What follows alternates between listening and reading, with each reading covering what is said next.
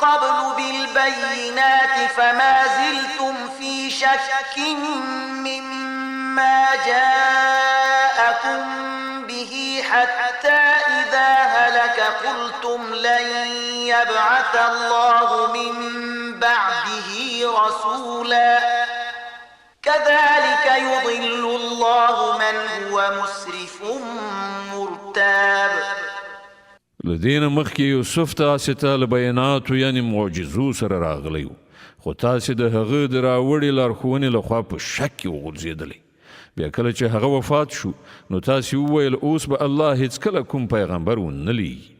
په همدې ډول الله ټول هغه کسان په ګمراهۍ کې اچوي چې له حده تېرېدونکي او شکي وي. الذين يجادلون في آيات الله بغير سلطان أتاهم كبر مقتا عند الله وعند الذين آمنوا كذلك يطبع الله على كل قلب متكبر جبار. او د الله په آیاتونو کې جګړې کوي بې له دې چې هغو ته کوم سند یا دلیل